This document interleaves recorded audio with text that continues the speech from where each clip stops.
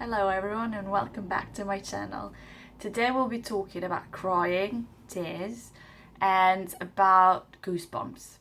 Now, I'm gonna start actually with goosebumps. I call them my truth bumps, and I'm sure you've experienced, goosebumps all over your body. That what it means is what if you hear something or are watching something and you have goosebumps, that means that you perceive that as the truth.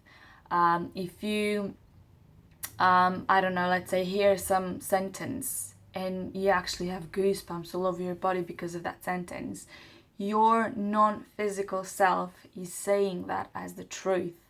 You have aligned with your soul and you feel that as being the truth.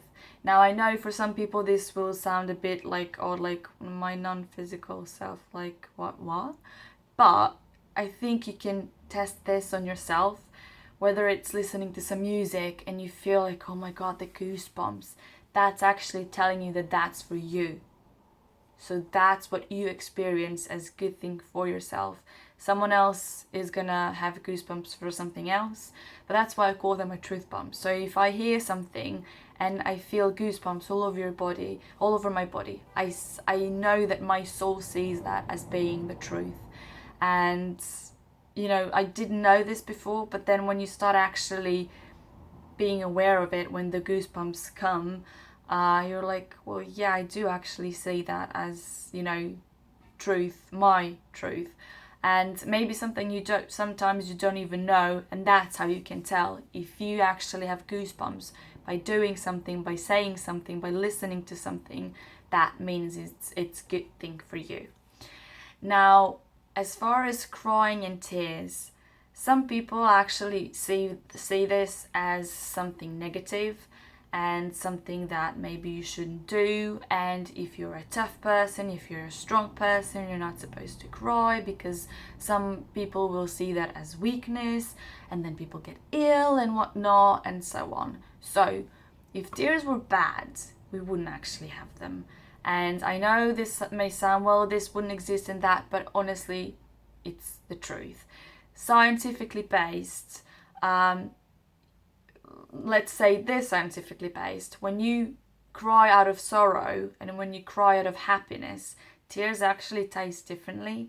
Their chemical structure is different.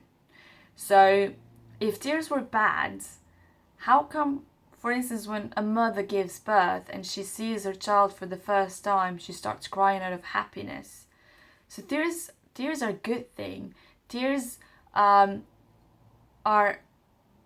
enabling us to clear ourselves, are enabling us to raise our vibration, are enabling us to get that tension out of us.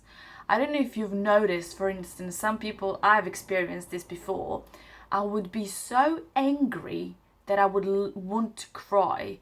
When you have emotion that it's so big that your physical body can't take it anymore, it's too big, you want to cry it out. It wants to get out of you. Tears are really, really, really a healing stuff, whatever you want to call it. And to this day, I'm so, when I see, especially for boys, when I see their parents, you're not supposed to cry, you're a boy. Do you actually have any clue what you're doing to them? When a person like that, when a boy grows up, mostly boys, when they grow up, if they're taught not to cry, that emotion still needs to get out. And it's going to get out through anger. It's going to get out maybe through alcoholism because they don't know how to deal with that. It's going to come out through all these different negative ways.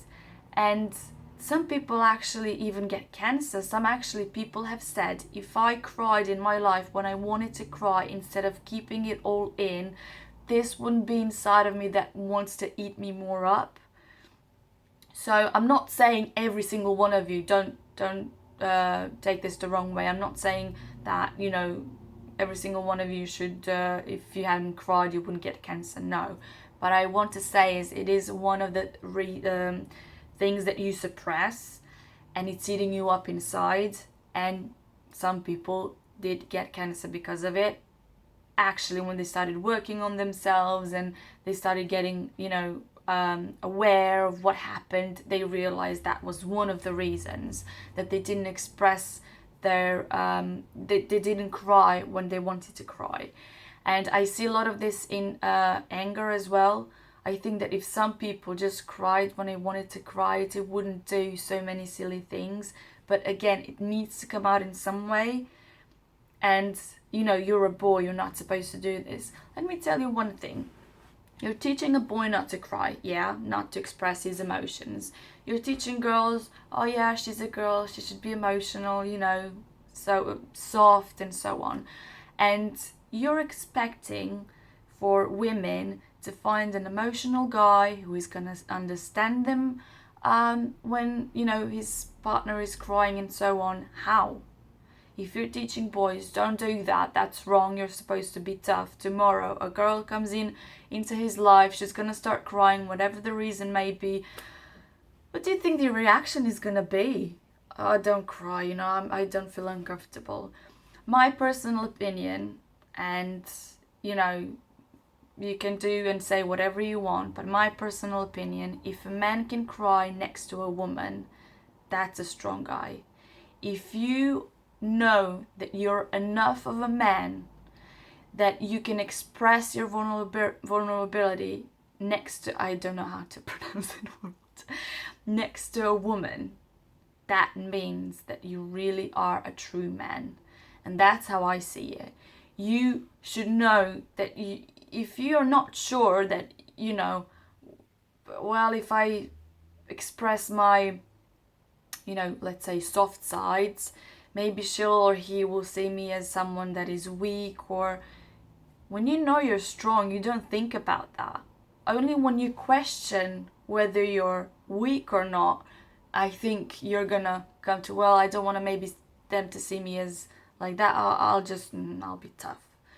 You don't have to do that when you know you're strong, when you know who you are, when you know that tears have healing power. When you know that you want what's best for yourself, you'll do what's natural for you. And whenever you want to cry, do it. When you'll honestly, one thing, if you are a parent, if maybe some of you will wake up, please don't teach your kids not to cry. I don't know if you've noticed when kids are, especially for instance babies, when they don't know how to say that they're hungry, when they're frustrated because they can't explain to us, listen, something's going on here, I'm hungry, but they don't know how to say it, they cry. When they're sleepy but they can't fall asleep and there's something's going on, but again they don't know how to tell you this, they cry. When a child is frustrated and in this tiny little body and this emotion is so big, they cry. Don't stop them from crying, because what that leads to is a life where they're going to be much more unhappy if they could cry. Because if they could cry, they would just let it out and continue with their lives. Like this, they're going to be suppressing it, and it's going to build up and build up and build up and build up and build up. In one moment, it's going to pop. This is the same as when you're angry as well. I'm not saying getting to a conflict with a person, because I'm not. What I'm saying is let it out. If you want to scream, go into your bedroom, scream in a pillow, get it out. Don't suppress your emotions, and that's what crying is all about. If you want to cry, if you suppress that, it's going to eat you all up in one way or the other. And before, I was actually really conscious, I'm not going to cry because there are other people around and you're not supposed to be crying. Now I just cry. And my partner is like, oh, you silly, because I can cry to, a song. I'm like, oh, the melody can be, upbeat. It's not a sad song, but it just gets me. And it, I can feel this emotion and I just want to get it out and I cry. And I just, for instance, when I watch The Greatest Showman, trust me, I know I'm gonna cry. And I remember when we were seeing it the last time in our apartment, he's like, okay, let's watch The Greatest Showman. I'm like, let me get my tissues first, because I know I'm gonna burst into tears in one of the songs, especially the one at the end. I don't know, most of you have maybe some other favorite one, but that one at the end is my like top favorite. I always cry that song. So I don't know, it just gets me. So anyway, honestly, when you want to cry, cry. If you still feel uncomfortable, go into your room, escape somewhere, but you shouldn't, because you wanted to escape from somewhere in order not to cry. You're putting your power into other else's hands. You're like, oh well, I don't want them to see me as whatever.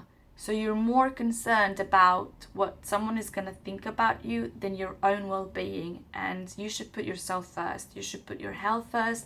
You should put your happiness first. I even read the other day, if you want people that you love to be happy, then you should be happy yourself. Because then them seeing you happy is going to make you happy, make them happy, and so on and so forth. Cry if you want to cry. My baby girl is awake. She's crying now. So I have to go. Love you all. Bye.